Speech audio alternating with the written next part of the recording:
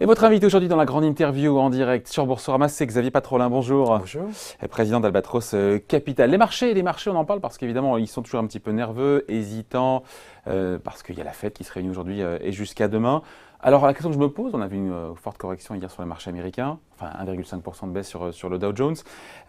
C'est la Fed, comme ça, qui angoisse les marchés parce que, pardon, mais demain, il ne va rien se passer. Enfin, il va se passer des choses, bien sûr, mais en termes d'annonce, on va bien avoir, il n'y a pas de suspense, on va avoir une hausse de 25 points de base des taux directeurs de la Fed. Qu'est-ce qu'on attend? On va attendre quoi? Le fait de savoir si les nouvelles prévisions de croissance, d'inflation de la Fed, c'est important, ça donnera une indication.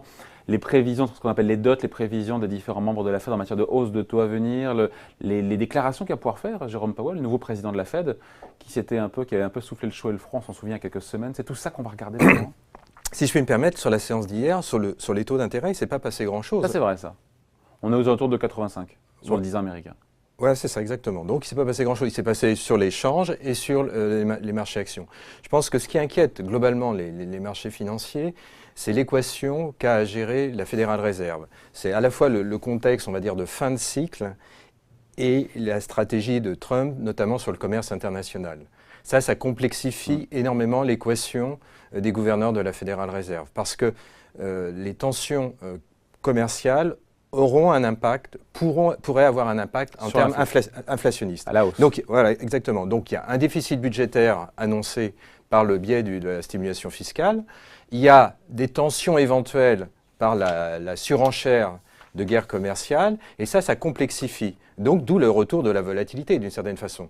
Mais pour l'instant, les marchés s'attendent à un discours qu'on qualifie de plus hawkish, c'est-à-dire d'un peu plus restrictif, mais avec quand même pas mal de volants d'incertitude. Donc, il n'y a pas de raison que demain ou après-demain, Jérôme Powell devienne massivement un faucon. Il va être un peu moins laxiste, si j'ose dire, que Janet Yellen. Il va être un peu légèrement plus faucon en ouvrant un spectre du possible. C'est-à-dire, si la guerre commerciale s'estompe, le risque inflationniste. On attend les mesures en fin de semaine concernant les importations chinoises. C'est compliqué. Imaginons une surenchère entre la Chine et les États-Unis sur toute une série de biens et d'échanges. Ça a un impact immédiat. Non seulement ça aura un impact en termes inflationnistes, mais ça aura aussi un impact, ne l'oublions pas, en termes de croissance nominale, de croissance réelle. Ouais, ça réduit la croissance, ça augmente l'inflation. Exactement. Donc ça, c'est le cocktail détonnant, absolument. Ouais. Mais quand on regarde, encore une fois, purement simplement l'inflation aujourd'hui aux États-Unis, elle ne donne pas le sentiment d'accélérer dangereusement. Non. On est en sous-jacent, alors hors pétrole,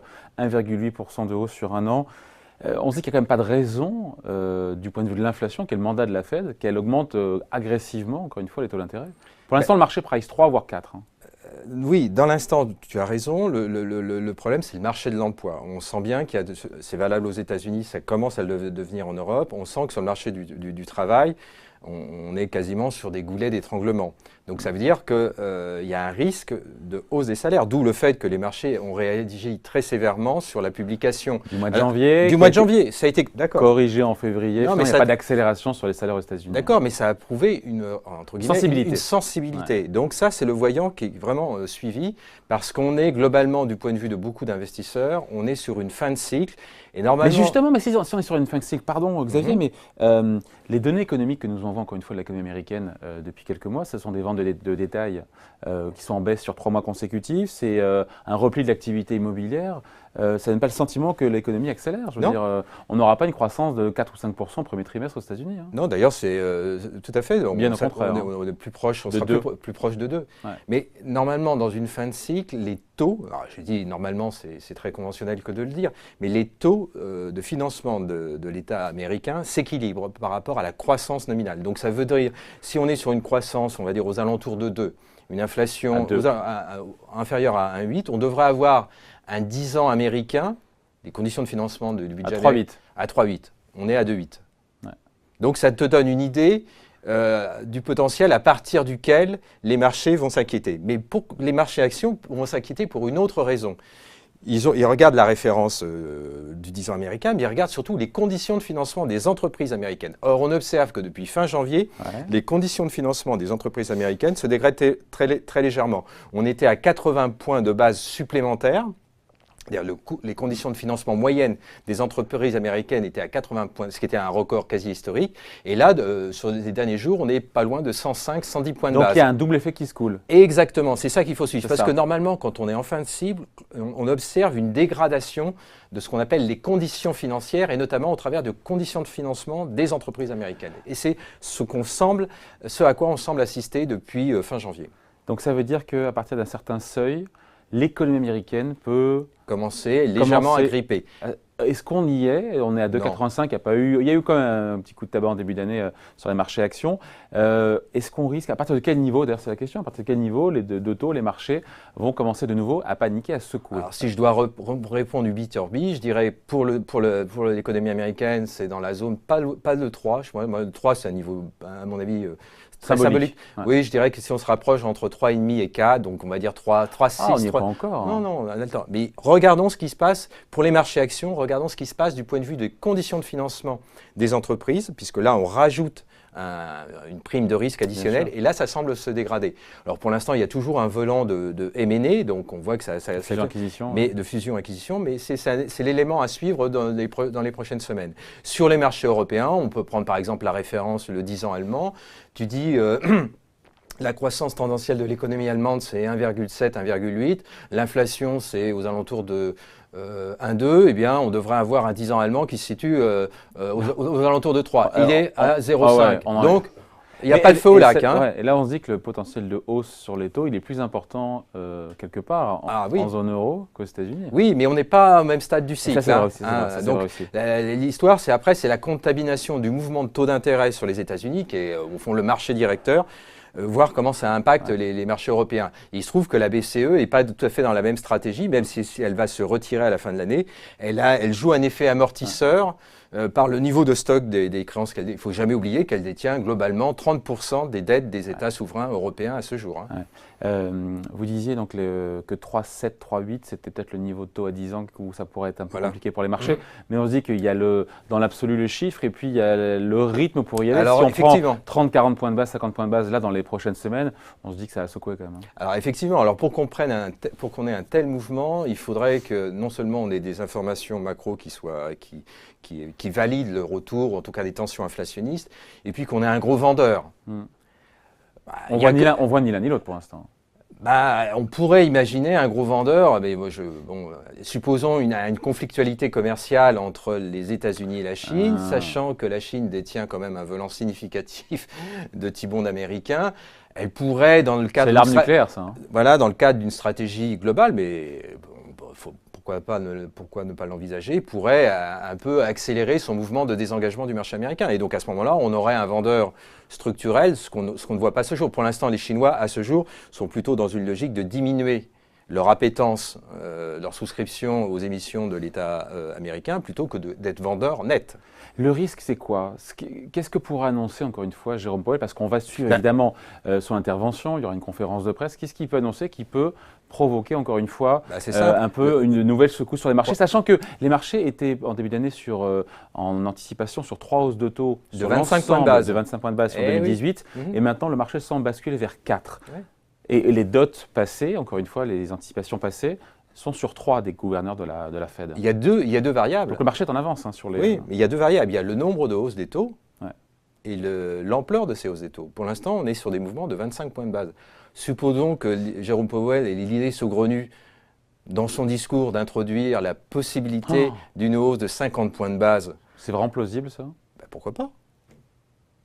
S'il devient un plus hawkish en disant moi, il y a beaucoup d'aléas et si je vois des tensions inflationnistes se manifester, je ne m'interdis pas, en tout cas le Conseil des gouverneurs de la Fédérale Réserve. Il est bien conseillé, il ne va jamais sortir ça, non? Non, mais tu me demandes les risques. Voilà. Je suis bien obligé. Ça paraît énorme, ça. Mais, oui, mais il mettrait le feu aux poudres s'il faisait ça. Oui, mais souvenons-nous qu'en d'autres temps, de célèbres, Alan Greenspan, ont utilisé cette arme-là. Et si tu reprends les séquences de hausse des taux précédentes, tu as eu des hausses de 50 points de base. C'est pas le marché, pour l'instant, est sur des petites marches d'escalier. On pourrait avoir une grande marche d'escalier. En tout cas, la possibilité que la Fédérale Réserve se donne pour contenir le risque inflationniste. Parce que n'oublions pas qu'on a 2 éléments de risque. l'inflation sous toutes ses formes, on peut en discuter, Ouais. et surtout le déficit budgétaire, les conditions de financement de l'économie américaine. Le plan de stimulation fiscale de l'administration Trump va enclencher une croissance du déficit budgétaire. Donc on est déjà... On attend 5% de déficit budgétaire en 2019. C'est vraiment problématique. On se dit que quand même une économie qui est en haut de cycle, en fin de cycle, et qui a déjà 5% de déficit budgétaire, ça fait un peu peur. Ça fait un peu peur, on jugera à son terme. Moi, Notamment sur le dollar. C'est pas, on va dire, c'est pas contracyclique. Là, pour le coup, c'est procyclique et ça surtout, ça complexifie, ça rend sous-optimum, ce qui n'était pas le cas jusqu'alors, l'équilibrage entre la politique monétaire et la politique budgétaire. Jusqu'alors, les marchés ont vécu dans un espèce de cocon, si j'ose dire, où les choses étaient relativement coordonnées et équilibrées. Là, on se dirige plutôt vers quelque chose d'un peu plus de non coordonné, de moins harmonisé, de plus aléatoire. Et donc, à partir de ce moment-là, eh bien, les volatilités, les primes de risque réapparaissent, j'allais dire, spontanément. Et regardons ce qui se passe au niveau du dollar, parce que le dollar, c'est l'arme ultime dans le cadre d'une guerre commerciale. Quand vous êtes dans une logique de conflictualité commerciale et que vous appelez les États-Unis, vous n'hésiterez pas à voir votre monnaie se déprécier, puisqu'elle vous permet de faire des gains sur les marchés extérieurs. Ouais, d'autant que l'administration n'a pas été très claire non plus sur C'est celui-là, qu'on puisse dire. on s'en souvient, il y avait eu l'idée que c'était favorable, c'est ce qu'avait dit à l'époque, c'était Steven Mnuchin qui avait dit ça. Exactement, le secrétaire d'État au commerce, à l'économie, pardon, et qui derrière avait un peu rétropédalé. Enfin, en tout cas, on finit là-dessus, le risque d'erreur de pilotage pour vous de la part de la Fed. Donc, ça serait quoi? Ça serait d'annoncer potentiellement une hausse de 50 points de base? Oui, enfin, en tout cas, de ne pas Qu'est-ce qui répondre... pourrait effrayer les marchés qui ont déjà anticipé 4 hausses de taux de 25 points de base sur 2018. Mais supposons, par exemple, qu'on ait un sénateur qui pose la question à Jerome Powell sur les marches d'escalier de ces hausses de taux et qu'il n'y réponde pas, qu'il s'y refuse de répondre, de réassurer le marché en disant « Oui, vous inquiétez pas, on est sur des hausses, mais ça sera que des hausses de 25 points de base. Ouais. » On introduit le doute, sans pour autant dire qu'on va passer à 50 points de base. On introduit un doute. Voilà, donc après, ça a des impacts évidemment sur la courbe des taux américaine, ça a des impacts sur... ça, c'est un élément... et c'est une marge c'est un degré de liberté que va peut-être vouloir conquérir le board des gouverneurs de la Fédérale Réserve face à un environnement qui devient plus incertain, aussi bien du point de vue budgétaire, du cycle économique, que de la conflictualité commerciale. Mais une fois qu'on a dit tout ça, justement, il ne faut pas aller trop fort en termes pas être trop agressif sur les hausses de taux, même si on se dit que c'est quand même bien d'avoir des munitions le jour où l'économie ralentira, mais en même temps, on peut provoquer vous avez un nouveau patron à la Fédérale Réserve, vous avez 4 gouverneurs nouveaux qui arrivent dans l'année, donc il faut arriver à un compromis, à un consensus au sein des gouverneurs pour savoir appréhender le contexte économique américain et la politique monétaire optimum. Ouais. Et on a Donald Trump qui, le moins qu'on puisse dire, envoie des signaux de conflictualité commerciale. Donc vous n'êtes pas inquiet, vous, pour demain, pour l'échéance, encore une fois? Il est attendu au tournant. On va scruter évidemment tout ce qu'il va dire. Et n'oublions pas, non-dits aussi, on va scruter. Ce que dit Jérôme Powell est important, mais n'oublions pas ce qui est en train de se passer au Brésil. On a un G20 où les grands argentiers essayent de se coordonner, de trouver des compromis. N'oublions pas ce qu'a dit la Commission hier, la Commission européenne sur les GAFA. Les GAFA, d'une certaine façon, de la fiscalité qui pourrait être imposée aux GAFA, c'est une forme de réponse commerciale. Donc voilà, et donc après, si on trouve des compromis, les marchés s'en sortent bien. Si on est dans un constat d'échec, de non-consensus, eh bien les marchés vont devenir un peu... Et donc les marchés commencent à pricer. Et pour l'instant, c'est plus les marchés actions que le marché obligataire, c'est plus l'échange que le marché obligataire. Et au sein du marché obligataire, c'est plus la dette des entreprises qui a tendance à se dégrader que la dette des États. Ouais. Qui peut être problématique, effectivement, parce qu'en même temps, elles sont cash-rich, les entreprises, non? Oui, mais ça va coiffer les marchés actions, puisqu'elles vont voir une partie de la hausse des marchés actions, et c'est non seulement l'espérance que la croissance allait continuer à accélérer, en tout cas rester solide.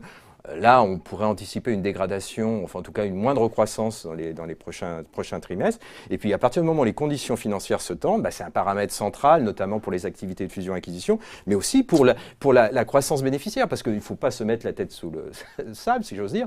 La croissance bénéficiaire que nous avons des earnings, des bénéfices nets par action, elle a été en partie inflatée par les conditions financières dont ont bénéficié les entreprises. Les États en ont tiré profit, mais les entreprises... Et tout ça est peut-être derrière nous. Voilà, oui, c'est ça. Le meilleur est derrière nous. Ça ne veut pas dire que le pire est devant nous. Ça veut simplement dire qu'on a des éléments de dégradation, des éléments d'incertitude, et que globalement, les marchés sont peut-être les marchés actions sont un petit peu en retard pour le coup là-dessus. Oui, peut-être, c'est possible. L'avenir nous le dira. Merci en tout cas. Xavier Patrolin, donc le président d'Albatros Capital. Merci.